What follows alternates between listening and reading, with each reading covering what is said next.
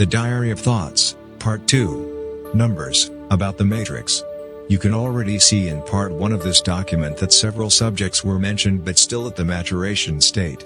Even so, they're still at an embryonic state as they were just born from imagination, supposing that our imagination would be their mother.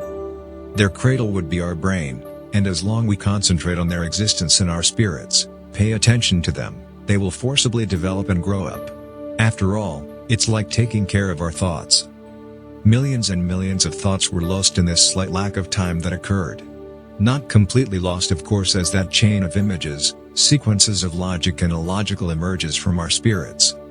It reminds me of the famous movie The Matrix, that shows an image of figures scrolling up and down as circulating on a flow. As a matter of fact, I agree completely with that vision about the matrix of our lives. It's for sure there is one matrix.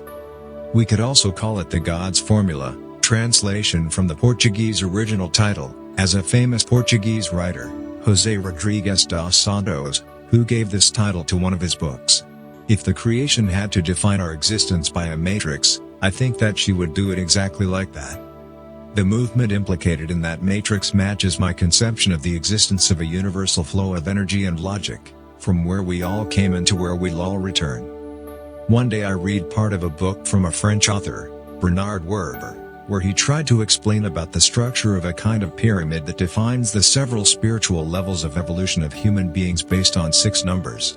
Under that influence and basis, I wrote the following poem narrated by Hank Beukema, master of the spoken word from New York, where I tried to express that same idea, as follows. Numbers. A number is nothing but the expression of a certain reason, defining a certain logic. Like life, a number is not something lost within our understanding. It's just a sort of chain, of succession, of factors, of events, related to the intelligence, connected to our existence. Like all forms of expression, a number is like a painting, real but still abstract. It's like a picture, a photograph, where sometimes we see an empty thing, but that has its content. After all, you just have to interpret it, identify it, to find its meaning.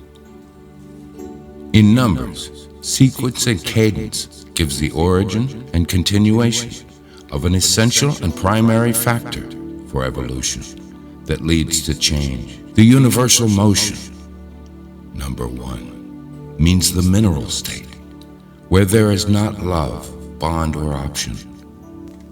As it is cold, linear leads, however, to think that it is a primary state, but still so extraordinary as the initiator of a process, triggering, originating progress, and spiritual maturation. Number 2 expresses the vegetable state.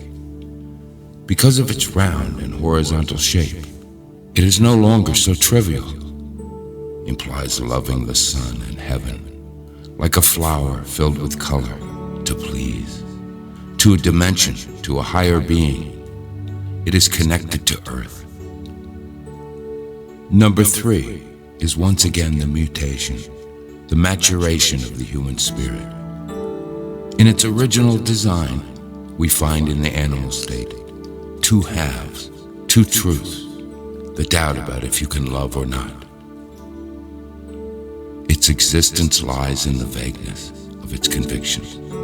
If we examine its reasons, the number 3 is dragged, sometimes overwhelmed by his instincts. Given its lack of identity, it lives in duality between fear and desire. Number 4 translates with the symbol of the cross, the human state.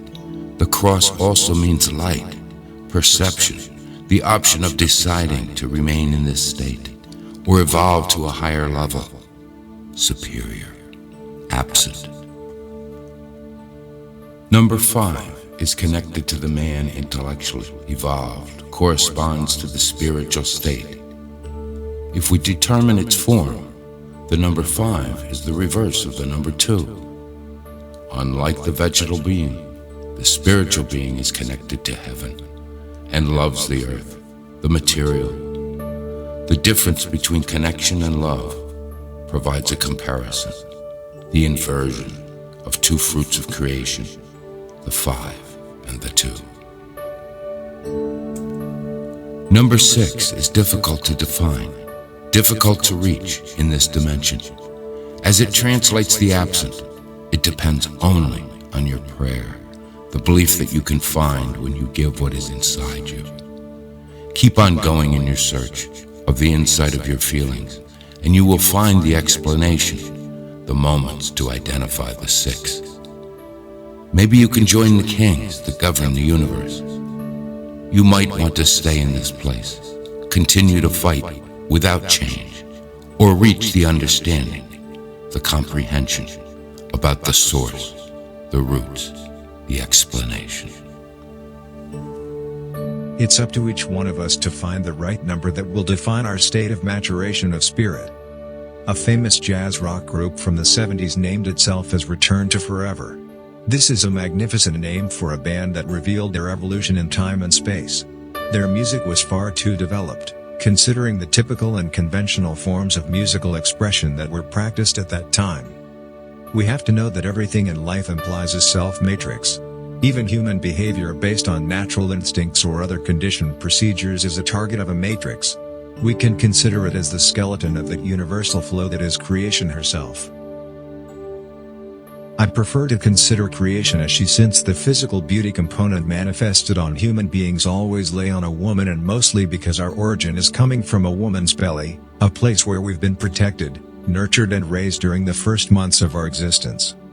Apart from its science fiction, one of the movies that refer to that matrix as a universal key of life and gives an approximate image about this concept, reflecting different dimensions of life, is the one with Keanu Reeves' The Matrix.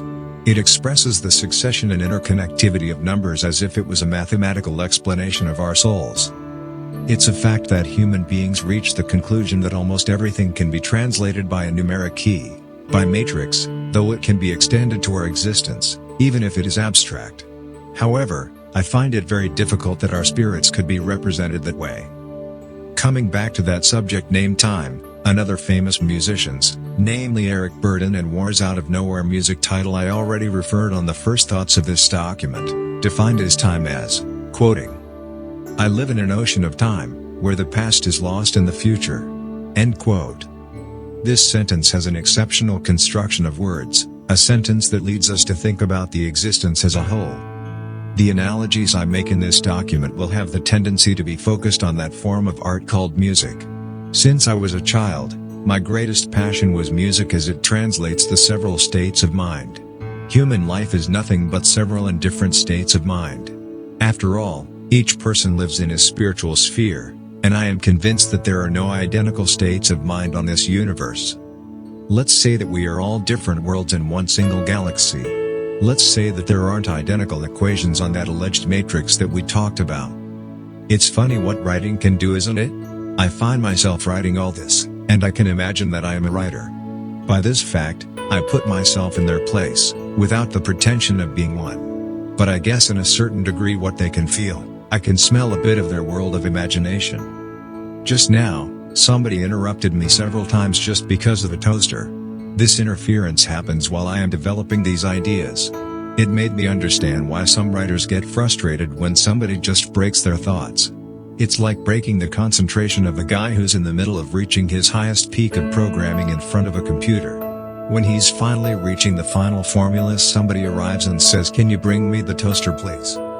This little episode is an example of how to put ourselves at other people's places, trying to understand their problems and reactions. I always said to my wife that the only way to understand, or at least try to put ourselves in their shoes, try to understand other people and their different contexts, is to touch their domains. It doesn't forcibly mean that we have to participate in that specific context, but at least we know or have the perception about what it represents. I am also sure that in most cases, the great writers, poets, painters and musicians were a target of an involuntary break of thoughts, as they dedicate most of their time to their world or vocation. As other people don't understand their inner need to dive into that world of creation, they just break the chain.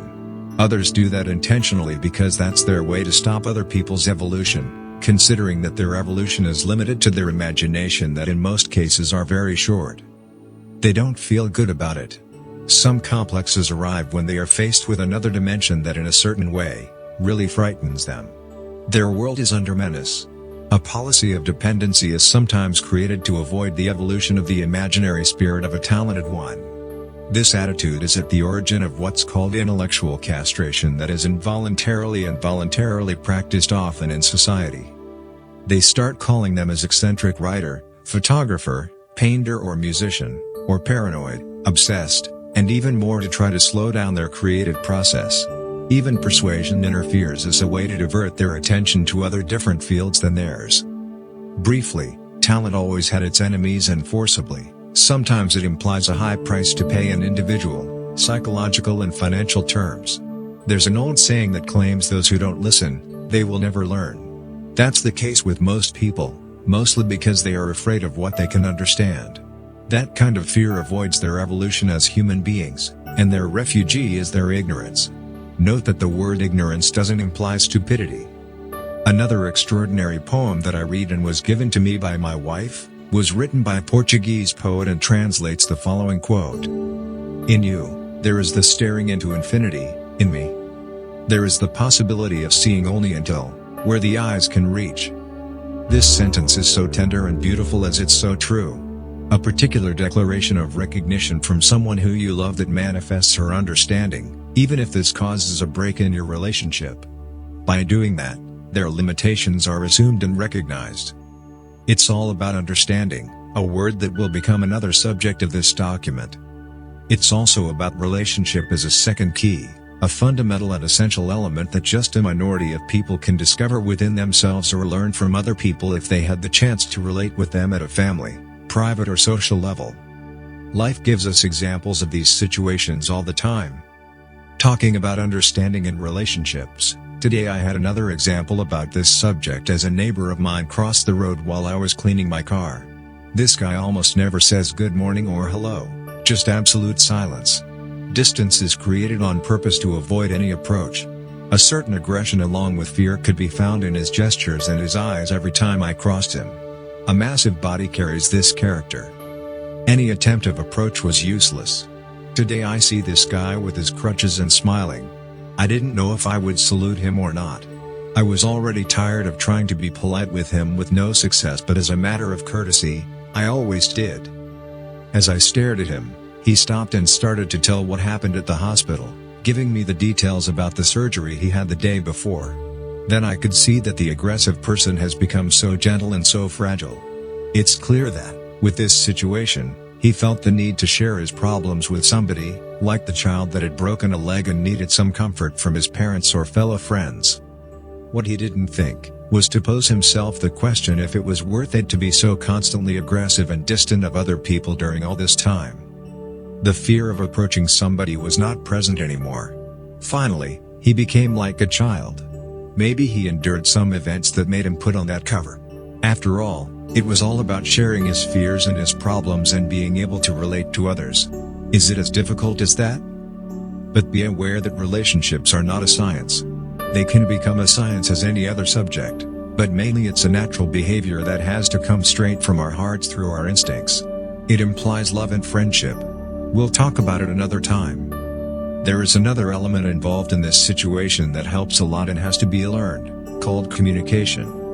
Communication is made of words also expressed by writing, actions or gestures, and they are nothing but thoughts. You see? Here we are again, talking about different subjects like millions of sceneries presented while we are sitting on a train and observing the landscape. The Diary of Thoughts. End of Part 2. Written by c.Pacheco.